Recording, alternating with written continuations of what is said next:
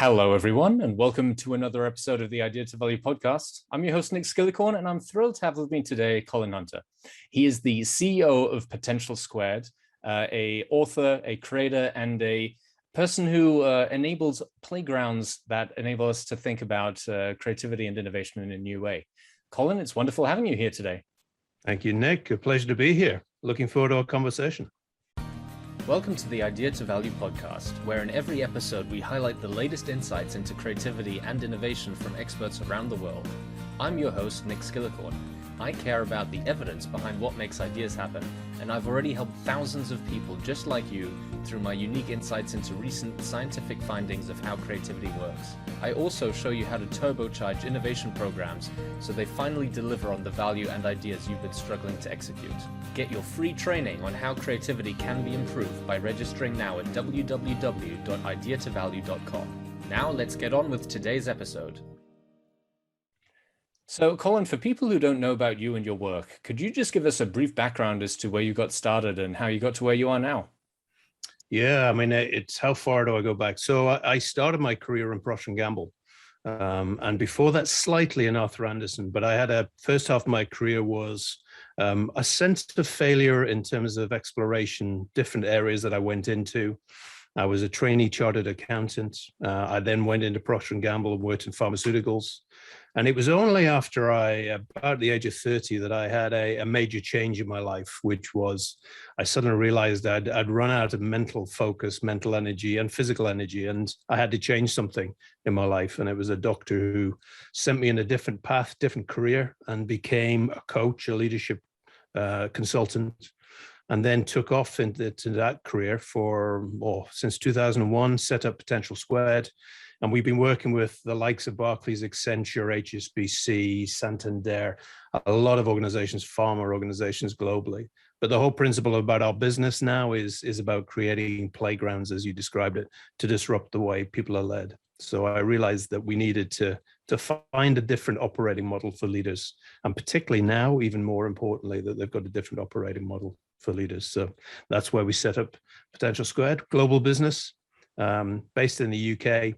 So you'll find me northwest of London, but most of my time in the past was traveling. Nowadays it's on Zoom. So that's me. Now, you're talking about playgrounds. I assume you're not talking about swing sets and slides and children's playgrounds.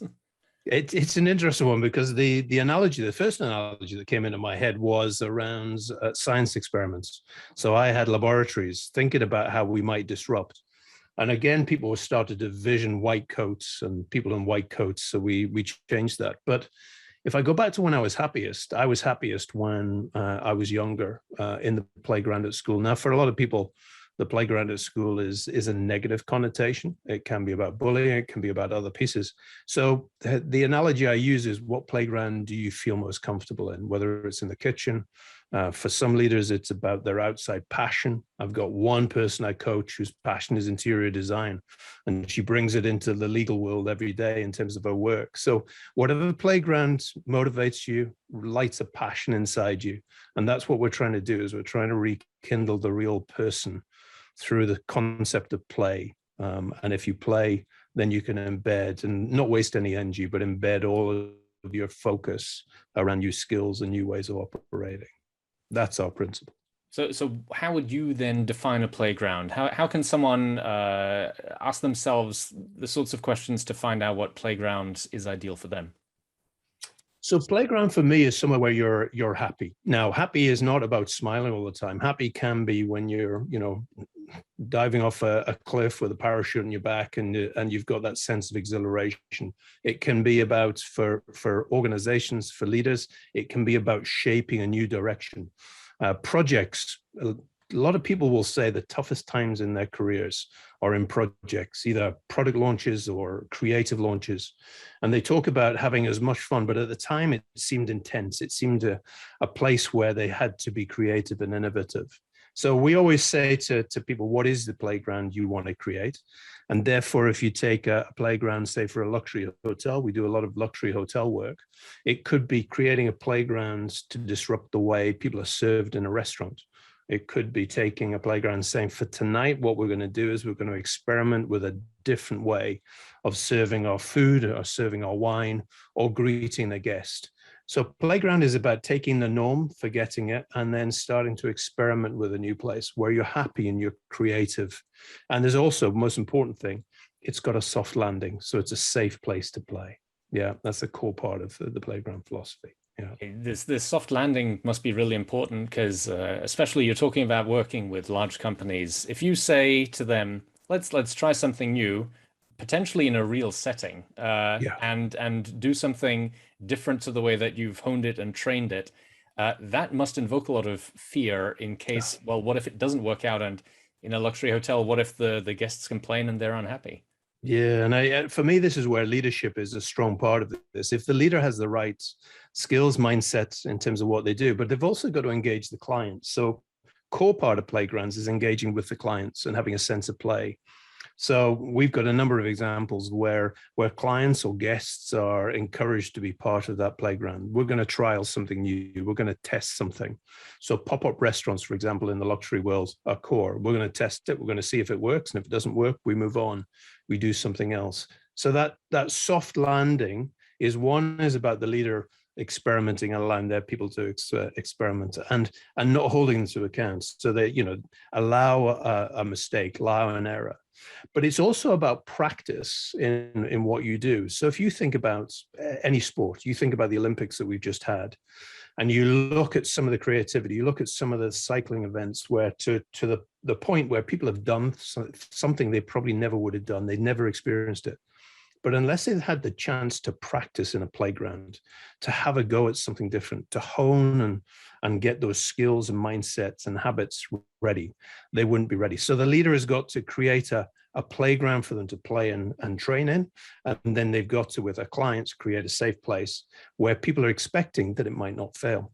Or it might fail. So therefore, we've been working with, say, for example, one client for the last 5 years, Akamai in the US, and we've consciously set out to fail. We constantly set out to stretch the boundaries of what we do. Now, it ended up with two awards, but we set up with a client that, if things are going to go well, I'm going to go and tell you. If things are going badly, I'm going to run and tell you because we're part of a partnership to fail. So it's a complete cultural rethink for leaders and organizations, how they engage with their clients to get that concept of a playground and a failure.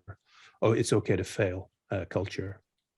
Now, before we started recording, we were talking a bit about your work, and you just mentioned this idea of habits and sort of creating environments where you can build these new habits. But what do you see as the importance of habits, and what did most people get wrong when thinking about it?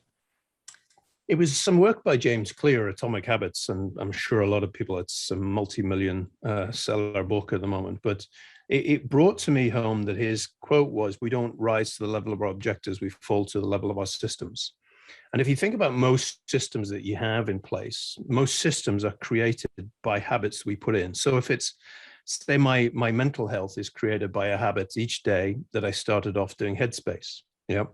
So that was a habit I created at the beginning of the day to start to work on my mental health. I then took health on a wider basis. And I thought, right, I've practiced Headspace. It's become a habit.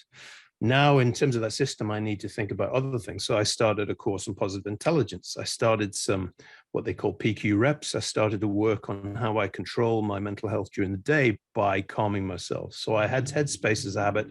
I had PQ reps, as they call them, as a habit. And then I was starting to think, okay, so wider health. And therefore, I started to think my wider health, and I started to think, okay, so I need to get into the form of exercising because exercising helps.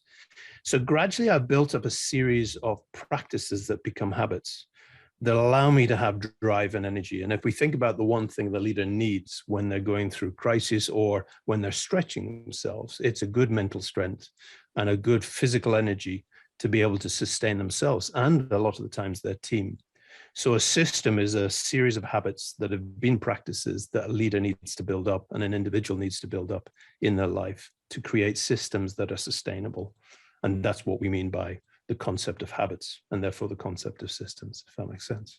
Yeah. Absolutely. I mean, you mentioned some systems and habits you've created for yourself, and it's very obvious that when it works very well. Have you seen the opposite happen in companies as well? Yeah, I mean, the habit piece is an interesting one, because a lot of leaders will recruit in their own image, and they'll recruit in what's got me here was going to make me successful. So therefore they brought in, and for example, for me, a habit that I'm reading a lot about at the moment is sleep. And there's almost a macho view out there that you can survive without sleep. 5 hours a night is okay. And therefore, there's a principle in also that people don't need holidays. And if you think about, one of the major markets in the world, the US, the amount of holidays and vacation taken is limited. And then, therefore, you think about the habits of, I don't take vacation because it becomes a macho culture. I don't sleep as much because it's a macho culture. I work 7 days a week. And you realize that a lot of those habits and those systems that are embedded because the leader recruits in their own image, but also leads by example in those, means that people are either not making the best decisions, all the evidence is saying that, they're not getting the right sleep, but it's also causing stress and illness. And if we just think about the pandemic, the amount of stress that's being caused, a lot of that is because suddenly we've got a clash of habits of looking after our children at the same time as working, same time as stretching the hours that we work in, and not taking care of ourselves. So all of those habits, a leader needs to role model, but they need to be innovative and creative about how they create those newer systems and habits for the context, but also the people who work for them as well. Absolutely. I am a big proponent of James Clear as well. I'm a subscriber to his newsletter. I'll get a link down in the description below. I think if you're interested in this podcast, you'll be very interested in his work as well. Yeah. But let's talk about something else now. Again, before we started talking, you also have some very interesting views on the imposter syndrome. So my listeners have heard me talk about the imposter syndrome before. We've had some experts on talking about it. In case they haven't heard that episode, though, what's your view on the imposter syndrome? What is it? So we all have three natural things in ourselves. One is we judge ourselves. Yeah, we judge ourselves all the time. And if we have a good self-awareness and a good mental health, and we're in the right environment, whether by luck or judgment, then the judge of self says, okay, I'm okay. But the judge of self is also the judge of others. So we look at the people around us and we're judging whether they're good or bad. And if they're anybody like myself, I grew up with a grandfather who was a professor of theology and a writer and a very, very clever man. And I grew up with a father who helped to invent echocardiography, which is, in terms of looking at the baby's hearts. And so he played around with the concept of imaging and working in there. So I grew up with these two very senior and well-respected people that I needed to live up to. So therefore, my judge of myself and judge of others meant I was looking at those, comparing them, and thinking I don't quite measure up. And so therefore, the third judge we always have in our minds is if judge of circumstances. So when I get this, I will be. So when I can prove to my dad that I can be as intellectual as him, when I prove to my grandfather that I can recite Tam O'Shanter by Robbie Burns, when I can prove that I've written a book, which I just have, then I can live in their shadow and be comfortable in it. So we all have our imposter syndrome, whether it's we look at a friend who's much more talented than us, in our opinion, in dance, music, or we look at leaders and think, wow, I wish I could survive in 2 hours sleep a night, or I wish I could do intellectually, have that argument or that conversation that they've just had.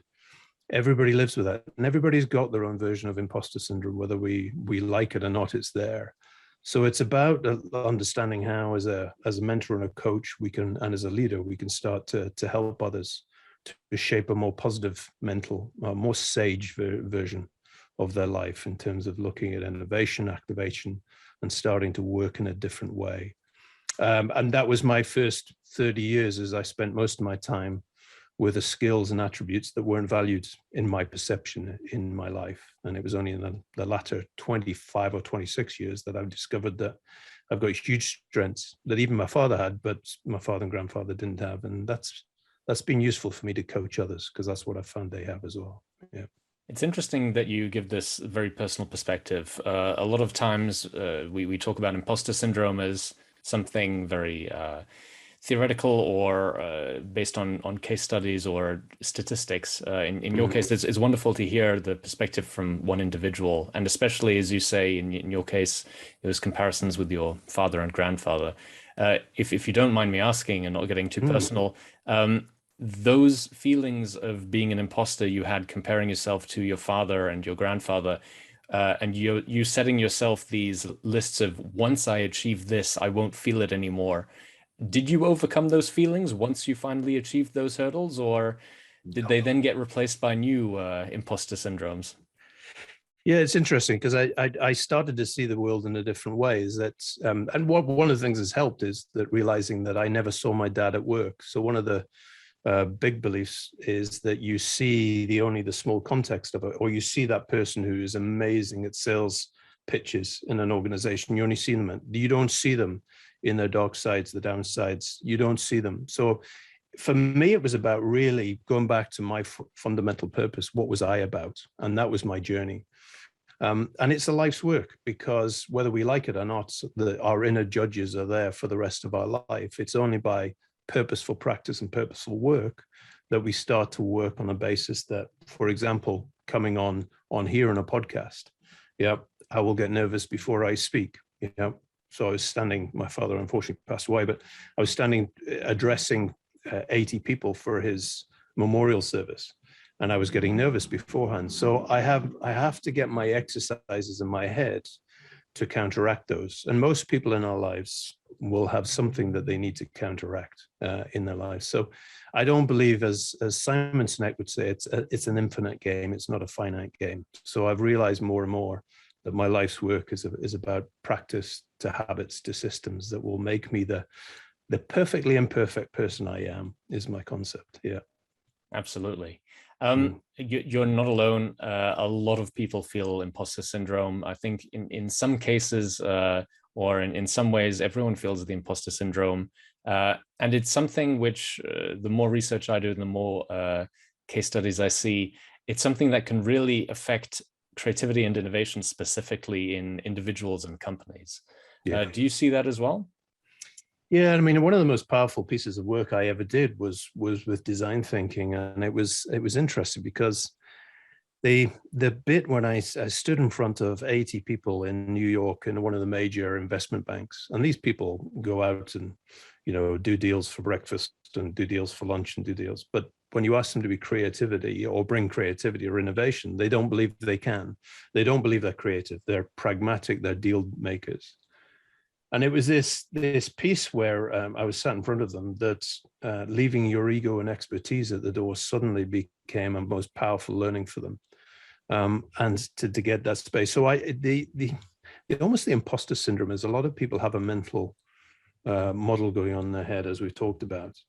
And to start to be creative and innovative, we've got to leave that behind. We've got to leave our ego and expertise at the door, and we've got to actually start to think about the human-centered design thinking approach and start to observe. And it was only when these bankers suddenly put themselves in the place of their clients and users who were changing, and the whole makeup of their world was changing, whether they would come from, their background, the speed of their wealth that had been created, that they were able to see that they couldn't understand their worlds, and they had to leave that ability to know things, that knowledge piece.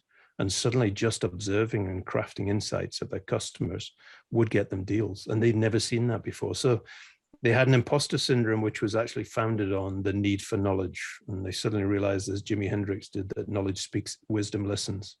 And the ability to observe and practice that is important. So, their version of it is, I can't be creative, imposter syndrome. Their learning was, as long as they leave their ego and their expertise at home, they can be very creative.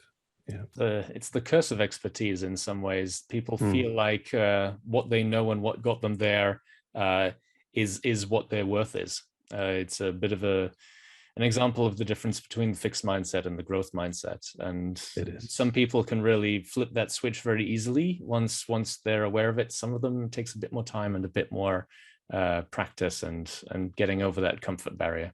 Yeah, I would agree. Stretch plus rest equals growth, I think, is the new mantra. It's taken from a book which actually was stress plus rest equals growth. I always think that if you're not stretching yourself, you're going to lose your market share, and they were losing it. Yeah. So to actually shift it around and work on something that's different for them, scary. But once they realize they're successful, they're the most enthusiastic bunch I've ever worked with. It was great. So absolutely. Yeah. Now, Colin, you mentioned you've got a book that you're coming out with soon. What's that book? And apart from what we've talked about today, what are some of the other insights in there? So it's called Be More Wrong, how failure makes you an outstanding leader. And if I was to sum it up, Ozan Varol said it brilliantly: learn fast. So how do I, as a leader, craft the systems and habits for people to learn fast?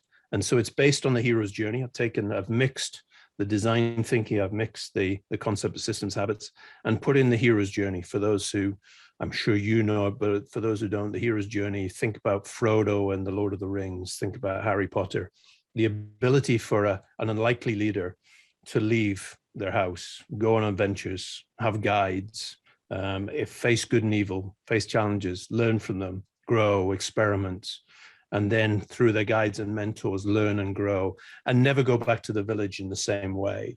So I've used that as a model to create what we call the PI2 model, Potential Impact Squared model. And then we've crafted it into a book, which is stories of myself, our clients, our learning.